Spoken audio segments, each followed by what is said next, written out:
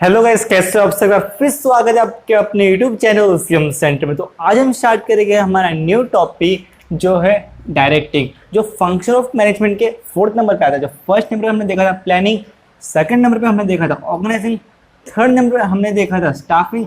आज fourth number पर हम जानेंगे डायरेक्टिंग के बारे में। डायरेक्टिंग नथिंग बट दोस्तों एक गाइडेंस होता है। ओके जैसे आपके पेरेंट्स आपको गाइडेंस करते हैं, जैसे आप 10th में थे, 11th में, 12th में, तो आपको अच्छे से गाइडेंस मिलती है कि बेटा तुझे ऐसा ऐसा करना है, तुझे ये ऐसा भी अच्छा चलना है। ये आपके पेरेंट्स गाइड करते गए। आपकी स्टडी के मामले में आपके brothers sisters and teachers sirs आपकी हेल्प किए। आपको टीचर्स सर ने आपको ऐसा गाइडेंस किया कि आपको इस तरीके से पढ़ना है, ऐसे ऐसे पढ़ा जाता है, इसे आपको गाइडेंस मिला है। और भी बहुत तरीके से आपको गाइडेंस मिला होगा मोटिवेशन स्पीकर से। तो यही होता है दोस्तों एक डायरेक्टिंग। डायरेक्टिंग कंपनी के एम्प्लॉयज़ के गाइडेंस बोला जाता है। तो आज की डेफिनेशन इस इंपॉर्टेंस के जरिए हम जानेंगे कि कंपनी में डायरेक्टिंग कैसा होता है, ये कैसा फंक्शन करता है। तो स्टार्ट करते हैं आज के डेफिनेशन के साथ, जो थियो हेमन जी का है। थियो हेमन जी क्या कहते हैं कि direction consist of the process. Direction एक प्रोसेस बताता है, डायरेक्शन एक प्रोसेस कैरी करता है and techniques utilising issue instruction and making certain that operation are carried out as a plan. हाँ दोस्तों, direction consist of the process. Okay, directing consist of the process and technique. Direction है, direction planning and technique के जरिए चलते हैं। Okay, जो मैं पहले प्लानिंग की है डायरेक्शन के लिए और उसको यूटिलाइज करना, टेक्निक्स यूटिलाइजिंग, उस टेक्निक को यूटिलाइज कर इन द इशूइंग इंस्ट्रक्शन। जो इंस्ट्रक्शन हमें दिया गया है, जो इंस्ट्रक्शन मैनेजर देगा, उस हिसाब से उसको फॉलो करके, उस गाइडेंस को फॉलो करके and making certain that operation are carried out by plan.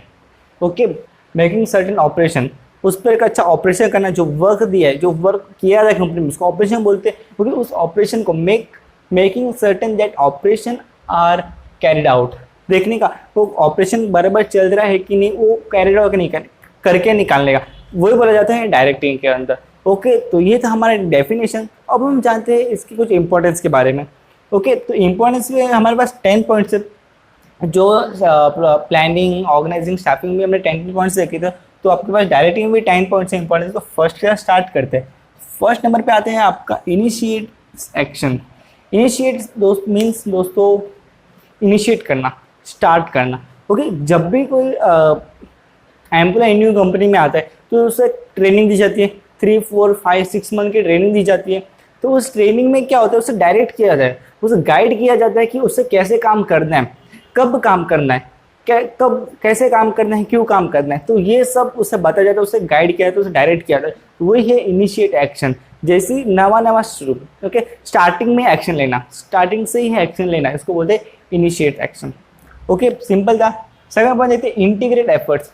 Integrate means साथ, एक साथ मिलता है, इंटीग्रेट होना, मर्ज होना। देन एफर्ट्स मीन्स अपनी ताकत लगाना, इंटीग्रेट्स एफर्ट।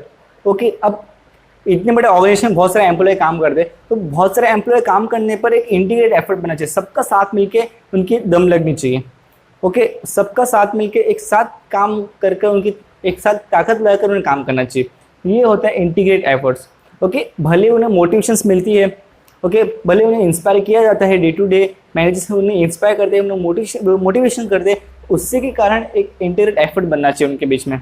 ओके, फिर नेक्स्ट पॉइंट देखा मीन्स ऑफ मोटिवेशन दोस्तों।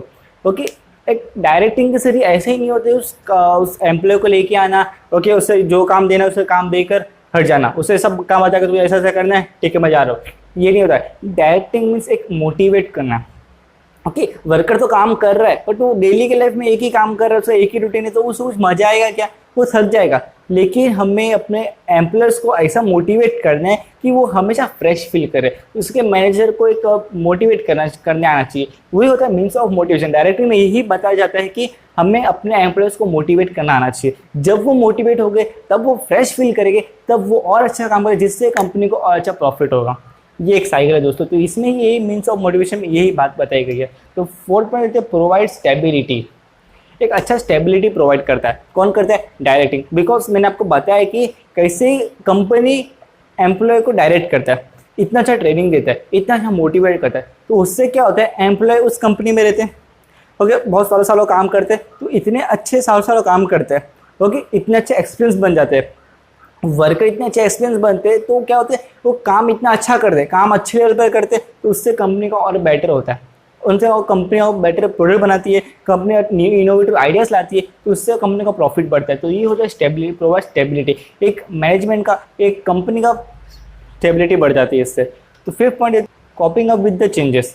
तो आपको मालूम है कि आपने 7th के उस समय पढ़ा है 7th चैप्टर बिजनेस एनवायरनमेंट पढ़ा है। ओके, तो उसमें मैंने क्या बताया था कि बिजनेस एनवायरनमेंट में चेंजेस होती है, एक्सटर्नल और इंटरनल। इंटरनल में हम बिजनेस के अंदर कुछ भी चेंज कर सकते हैं, इंफ्रास्ट्रक्चर चेंज कर सकते हैं, हम खुद की पॉलिसी चेंज करते हैं, हम एम्प्लॉयमेंट चेंज कर सकते हैं, हम खुद के बिजनेस डायनामिक में चेंज कर सकते हैं, ये सब कर सकते हैं। लेकिन एक्सटर्नल फैक्टर में हमारे बहुत सारे फैक्टर थे, सोशल थे, इकोनॉमिकल थे, नेचुरल थे। तो उसमें क्या होगा कि जैसे ही बिजनेस एनवायरनमेंट चेंज होगा, मीन्स बिजनेस में कुछ भी चेंजेस आती है, बिजनेस के एनवायरनमेंट में कुछ भी चेंजेस आती है, तो उसके हिसाब से हमें अपने बिजनेस को चेंज करना आना चाहिए।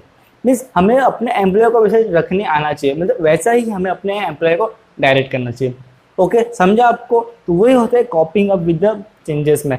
ओके, जैसे ही बाहर चेंज हो रहा है, तो वैसे ही उसका ही कॉपी करके हमें भी चेंजेस लानी है अपने कंपनी के अंदर। ओके, बाहर चेंज होगा तो हमें भी अपने एम्प्लॉय के साथ उसे चेंज करना है। मीन्स वो हो गया एम्प्लॉय के लिए डायरेक्टली एक गाइडेंस करना है। उधर बाहर चेंज हुआ, अब एम्प्लॉयज़ को क्या बोला, एम्प्लॉयज़ अपना वर्क करे, बट मैनेजर्स और हेड की जिम्मेदारी होनी चाहिए कि कैसे हमें बाहर की चीज़ें चेंज हुई है, हमें अपने एम्प्लॉयज़ को उस हिसाब से गाइड करके उस वे में काम करने बताना चाहिए।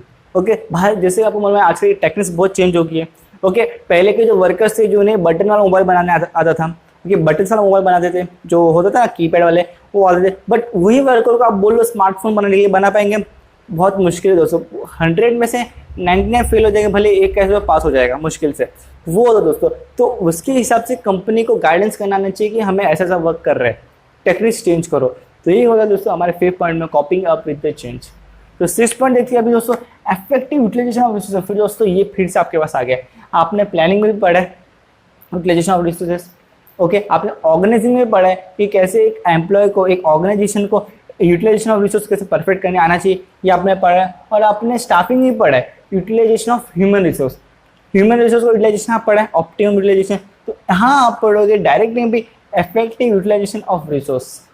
फिर से वही सेम करने लिखने का आपको दोस्तों कि यूटिलाइजेशन ऑफ रिसोर्स, जो रिसोर्स उनके पास है, जो रिसोर्स उनके पास है, तो मैनेजर उनको ऐसा एम्प्लॉय को गाइड करे, ऐसा एम्प्लॉय को मोटिवेट करे, डायरेक्ट करे, ओके, कि उस रिसोर्स का परफेक्ट यूटिलाइज करके निकाले। ओके, एक एम्प्लॉय, हमने एक बड़ी मशीन रखी गई है, उस मशीन को उसे चलाने कहा गया है, उस टाइम पे उसे करने आना चाहिए। ओके, वो सब उसका काम है।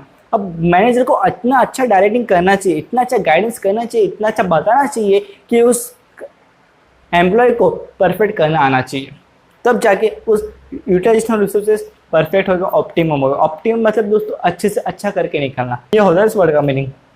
ओके, तो अब 7 पॉइंट देखते हैं, क्रिएट टीम स्पिरिट।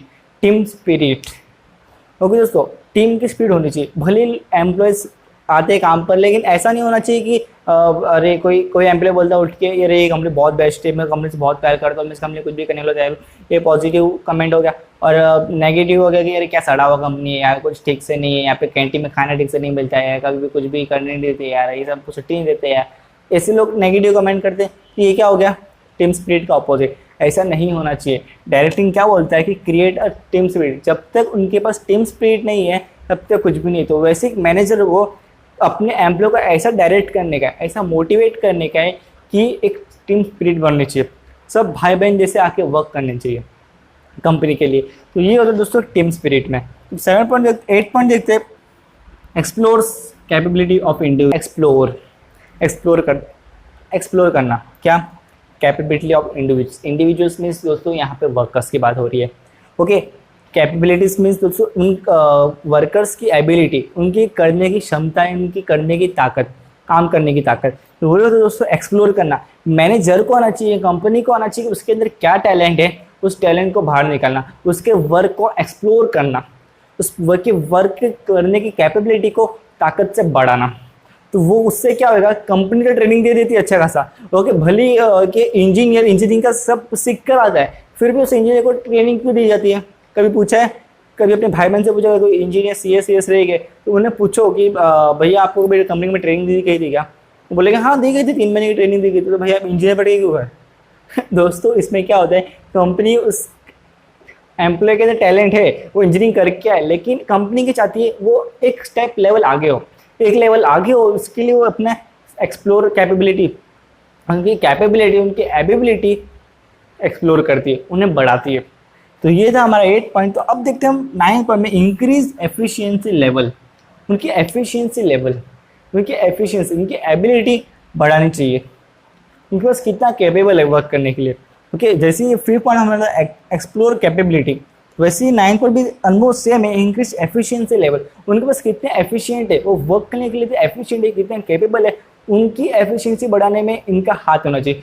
भले वो आके 6 घंटा काम करते, 6 घंटे पर थोड़ा टायर्ड हो जाते, लेकिन नहीं, वो आगे 9 आवर्स भी काम करे, लेकिन उसी स्पीड के साथ काम करे। ऐसा मोटिवेशन, ऐसा डायरेक्टिंग, ऐसा गाइडेंस होना चाहिए। यही क्या बोलता है, हमें डायरेक्टिंग बताता है। ओके, तो हम नेक्स्ट देखते हैं कॉपरेशन।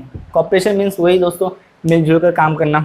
ओके, एक एम्प्लॉय से 2 एम्प्लॉय, बाकी 100 एम्प्लॉय, वो सब एम्प्लॉय का एक ही मोटिव होना चाहिए, एक ही गोल होना चाहिए कि हमें ये टारगेट दिया गया है, वो करने का। Okay, at the end of work, जब तक काम खत्म हो जाए, तो उन 100 एम्प्लॉयज़ का भी एक ही गोल होना चाहिए कि हमें यहाँ तक पूरा काम एक साथ करना है। तो वो था दोस्तों कॉपरेशन। एक अच्छा कॉपरेशन के साथ वर्क करना आना चाहिए एम्प्लॉयज़ को, और वैसा गाइडेंस मैनेजर उन हेड को, बॉस को देना आना चाहिए, वैसा मोटिवेशन और वैसा गाइडेंस डायरेक्टिंग करना आना चाहिए।